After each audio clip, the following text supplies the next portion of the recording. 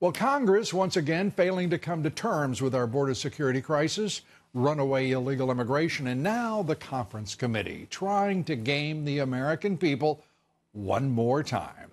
They're even throwing that national debt ceiling into the negotiations, and joining us tonight is Congressman Sean Duffy of Wisconsin, member of the House Financial Services Committee, sponsor of the Reciprocal Trade Act. Congressman, it is great to see you, and welcome to the broadcast. Lou, it's good to be with you, too. Thanks for having me on. These are exciting times, I know, on Capitol Hill and in the Congress and the Senate. But for those of us who are watching from a different location and perspective, it is shameless the way the leadership of both parties are basically saying to the president before they even begin active negotiation that the hell with his wall, they're not going to build it. Quite an initial bargaining position, don't you think? Yeah, Lou, your monologue was spot on. And to think that Republicans are going to wave the white flag before we even engage in the negotiations and say we're going to cede all this territory to the radical left that wants open borders. We won in 2016 saying we're going to secure the border. And so my view on this is we got to hang together here. And as we go through this conference committee, I don't know what's going to come out of it, but you have to recognize that the House and the Senate could come up with a deal, but Donald Trump still has to sign it.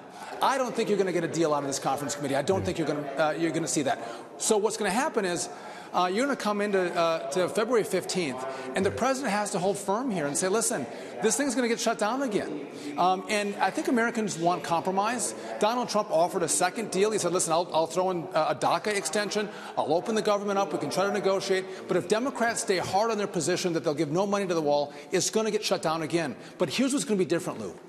We can't just let Donald Trump sit out there and fight this fight on his own, which is what happened last time. Yeah. We have to make sure that there's pain in the Congress. So when Nancy Pelosi's off in Hawaii and Democrats are off sunning themselves in Puerto Rico and Nancy Pelosi's going to take a junket to Europe with Democrats, everyone has to be in the House. Everyone has to be here day and night, 24/7, not going home to their families, not seeing their kids, being here every moment of the day. And you know what? They start to not like that very much. They start to get ornery and angry, and you're going to see them cut a deal.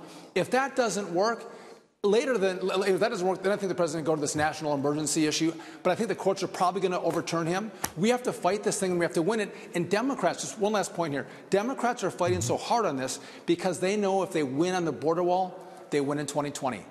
And I think Donald Trump knows if he loses on this, he has a hard time winning in 2020. There's so much at stake. We need all Republicans to work together. Yeah, and in the House, we are pro-Trump.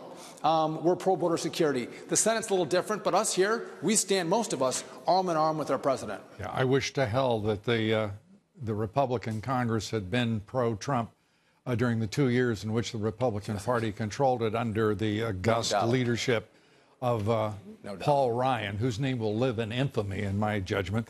Let me just put into context, if I may, very quickly with the audience here, Congressman, and look at what we have done here. We are ignoring a border security crisis. Frankly, in terms of our left-wing news media, they don't even acknowledge it. And that's the number of opiate deaths. Let's, if we could put this up, drug overdose deaths. Back in 1990, we're just over 8,000 in this country. There was a terrific book that had come out the previous year called A Clear and Present Danger by Tom Clancy. This is in which the war on drugs was the centerpiece. And look what we have done since really mounting an effort against the drug cartels. It has almost increased by 10 times in terms of overdose deaths. Methamphetamine seized. If we could put that up just one more time. These are a lot of numbers for folks to assimilate. 599 back in 90. 61,000 now. Looking at heroin, just over 1,000 pounds, 5,000 pounds in 2017. Marijuana, 280,000 pounds, 2017, 1.2 million. And of course, there was no fentanyl then. And now enough fentanyl coming into this country to kill every single American. And you've got Chuck Schumer and Nancy Pelosi saying there's no crisis on the border. No crisis. The hell with them. This is a crisis. One other point on those numbers in Wisconsin, where I come from, not only do you have the deaths, but you have such addiction with the meth and the heroin that we're seeing counties take the kids away from the addicts. And when you take the kids away, the county has to pay to house the children. Our counties are running out of money. They don't have any money left because there's so many out-of-home placements of kids who have drug-addicted parents. It's destroying communities. It is a crisis, and so that's all beyond who's coming in, whether they're criminals or terrorists coming in unlawfully. The drug epidemic is ravaging our communities, and the numbers that you lay out show the growth of that crisis. And do Democrats not care? They say they care about people. They say they care about kids. Well, why don't they care about the drug epidemic? Let's shut down our border. So what do the Republicans? Which is what President Trump.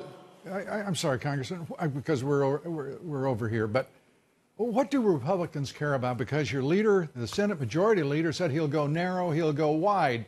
It doesn't matter to him because he just simply wants what he wants. This is a time for border security. Would you agree with me that the President of the United States should not even engage on the issue of changing immigration law until that wall is built? Because these Democrats, as you know, historically, have lied every time they've supported border security. I don't think they're even going to lie about it this time. I think they're so full of themselves, they're going to tell everybody to go to hell. I agree. The president offered an extension on DACA for 3 years. You might not have liked that, but I thought that was a fair offer. Yeah, I don't like it at all. I don't like it at all. But it shows the president's willing to negotiate.